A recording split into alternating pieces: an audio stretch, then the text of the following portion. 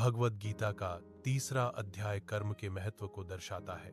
चौथा श्लोक कर्म के वास्तविक अर्थ को समझने में मदद करता है। यह श्लोक कर्म और त्याग के विषय में मार्गदर्शन प्रदान करता है। कर्म योग का पालन जीवन को सार्थक बनाता है। कई लोग सोचते हैं कि केवल काम छोड़ देने से वे मुक्त हो जाएंगे, लेकिन यह एक भ्रम है। बाहरी रूप से कर्म का त्याग करने से आंतरिक इच्छाएं समाप्त नहीं होती। कर्म का त्याग करने से आसक्तियां भी समाप्त नहीं होती। इसलिए केवल कर्म त्याग से मुक्ति नहीं मिलती। श्री कृष्ण बताते हैं कि सच्चा त्याग कर्मों को छोड़ना नहीं है, यह कर्मों के फल के प्रति आसक्ति को त्यागने के बारे में है।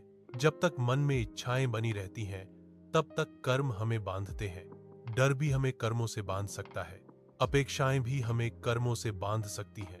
इसलिए सच्चे त्याग का अर्थ है फल की आसक्ति को छोड़ना। जीवन में निष्क्रियता किसी समस्या का समाधान नहीं है। कर्तव्य से भागना आध्यात्मिक विकास का मार्ग नहीं है। सही रास्ता है अहंकार और स्वार्थ के बिना अपने कर्तव्यों का पालन करना। कर्तव्य हमें सही मार्ग पर ले जाता है। कर्तव्य का पालन करना एक महत्वपूर्ण कार्य है।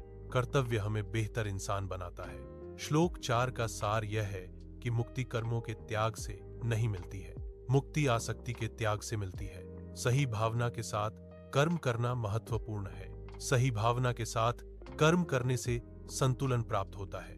सही भावना के साथ कर्म करने से शांति मिलती है।